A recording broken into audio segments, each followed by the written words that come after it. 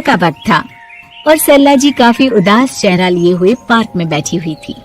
तभी उनकी सहेली सुमन वहाँ पर आती है।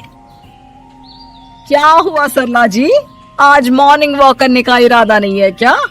इस तरह चुपचाप क्यों बैठी हैं? आई तो थी ये सोचकर कि पार्क में जाकर थोड़ी देर पहले टहल लूंगी, लेकिन क्या करूं, मन ही नहीं कर रहा।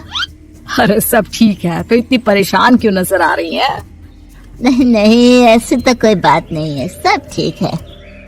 अरे भाई, अब तो आपको खुश नजर आना चाहिए। अभी कुछ महीने पहले तो बेटे की शादी हुई है, घर में नई बहू आई है, आपके चेहरे पर तो रौनक नजर आनी चाहिए। अरे छोड़ो भी, आजकल की बहुओं के बारे में क्या बताऊं आपको। क्यों, क्या हुआ बहन जी, कोई परेशानी है क्या? कुछ किया क्या बहू रानी ने? अरे भाई, अभी तो शादी को 6 महीने हुए। अब आपसे क्या छुपाना, आप तो जानती है मेरे बेटे ने लव मैरिज की है और मुझे ना इन लव मैरिज वाली बहुओं पर बिल्कुल भरोसा नहीं। ना जाने कब मेरे बेटे के कान भर दे। अरे लेकिन सरला जी, आपके बहू बेटा तो आपके साथ ही रहते हैं, फिर आपको इस बात का डर क्यों है? पता नहीं क्यों बहन जी, अभी तो मुझे अपनी बेटी दीपाली की भी शादी करनी है। बस इसी बात को सोचकर परेशान रहती हूँ। ये लव मैरिज वाली बहू पता नहीं कितने दिन परिवार में एडजस्ट कर पाएगी। कल को अगर बेटे को लेकर दूसरी जगह चले गई तो क्या होगा? अरे हाँ, याद आया, दीपाली तो दिल्ली में नौकरी करती है ना? हाँ हाँ, बहुत अच्छी नौकरी लगी है उसकी। और आप किसी से कहना मत, अपने ऑफिस में साथ में काम करने वाला कोई लड़का उसे बहुत पसंद है, बता रही थी मुझे। लेकिन अभी तो आप कह रही थी कि आपको लव मैरिज और इन सब में भरोसा नहीं है।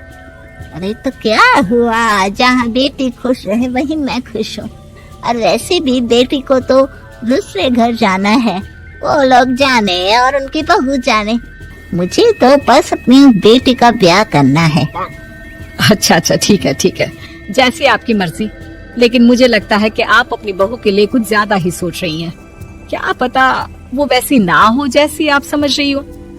सरला जी अपनी जगह से उठते हुए कहती है, अब ये तो भगवान जाने, बस मेरी बेटी दीपाली की शादी उसकी पसंद से हो जाए तो मैं गंगा नहा लूं। चलिए बहुत देर हो गई है, मैं भी अब घर जाती हूँ। अच्छा अच्छा ठीक है, मैं भी चलती हूँ। अगले दिन जब सरला जी अपने घर पर बैठकर चाय की चुस्कियां ले रही थी, तभी उनकी बहू वहाँ पर आती है।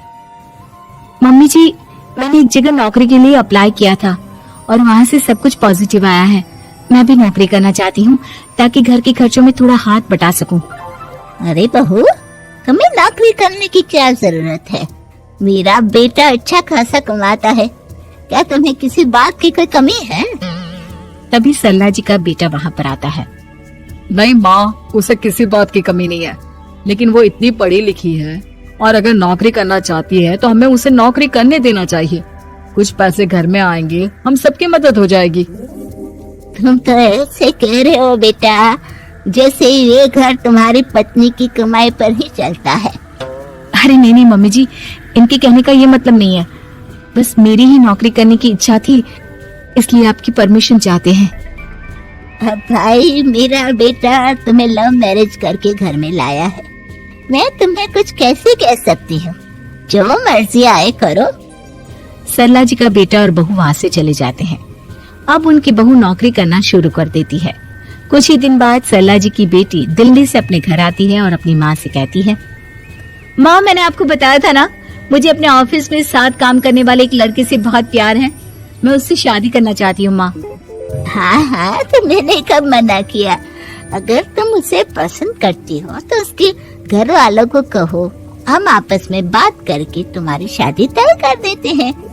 अरे लेकिन माँ, एक बहुत बड़ी परेशानी है।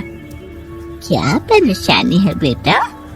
माँ, वो लड़का बहुत अच्छा है, लेकिन कुछ ज्यादा ही पैसे वाले घर से उसके माँ बाप। उन्हें मेरे और उसके रिश्ते से वैसे तो कोई परेशानी नहीं है, लेकिन वे चाहते हैं कि शादी 5 स्टार होटल में हो। अरे ऐसे कैसे, हम तो मिडिल क्लास लोग हैं, हमारे लिए 5 स्टार होटल में शादी करना कोई आसान काम थोड़ी ना है। लेकिन माँ, मैं क्या करूँ? मैंने उनसे बात करने की बहुत कोशिश की, बस एक इसी जगह बात अटक गई है। साफ साफ कह दो बेटा, शादी करनी है तो ठीक है, लेकिन ये 5 स्टार में शादी करने वाली शर्त मैं नहीं मान सकती। अरे कैसी बात कर रही हैं आप मम्मी जी? अगर दीपाली को कोई लड़का पसंद है तो हम उनकी शादी के लिए पूरी कोशिश करेंगे, और अगर बात पैसों की है तो कोई परेशानी नहीं है। हाँ हाँ, तुम्हें तो बस बहुत आसान लगता है सब। जिस तरह तुमने मेरे बेटे से इतनी आसानी से शादी कर ली, सारे काम उतने आसानी से नहीं होते। समझ में आया? हर काम करने में पैसे लगते हैं। लेकिन माँ, मैं उस लड़की को बहुत पसंद करती हूँ। सही बात है बेटा, लेकिन तुम उस लड़के से साफ साफ कह दो, अगर उसे तुमसे शादी करनी है तो अपने घर वालों को मनाए। अगर नहीं मना सकता तो तुम दोनों अपनी गृहस्थी अलग से कहीं सेट कर लो। कोई जरूरत नहीं है अपने माँ बाप के साथ रहने की। मम्मी जी, ये आप क्या कह रही हैं? मैं भी तो आपके बेटे के साथ लव मैरिज करके आई हूँ। अगर मैंने भी ऐसा ही किया होता तो? अब तो मुझे उल्टा जवाब देने लगी। देखो बहू, मैं तुम्हारी सास हूँ, मुझसे ठीक से बात करो। लेकिन माँ, भाभी ठीक तो कह रही हैं।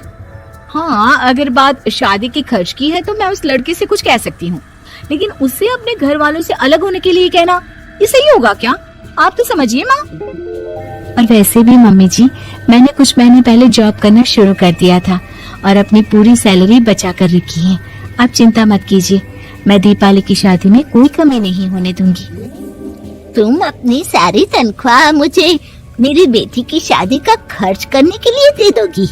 हाँ माँ, मैंने भाभी को पहले ही सब कुछ बता दिया था और वो इस बारे में सब कुछ जानती थी, इसीलिए उन्होंने पहले ही नौकरी करनी शुरू कर दी ताकि मेरी शादी धूमधाम से हो सके। तभी सरला जी का बेटा वहाँ पर आता है। देखा माँ, जैसा हम हर समय समझते हैं वैसा होता नहीं है। आपको लव मैरिज करने वाली बहू से नफरत थी ना, लेकिन अपनी ही बेटी की लव मैरिज पर आपको कोई एतराज नहीं था। ये तो गलत बात है ना? हाँ बेटा, सही कह रहे हो तुम। बहू, मुझे माफ कर दो, मैंने तुम्हारे बारे में गलत सोचा। आज से मैं बहू और बेटी में कोई फर्क नहीं करूंगी, और अपनी लव मैरिज वाली बहू से तो बिल्कुल नफरत नहीं करूंगी।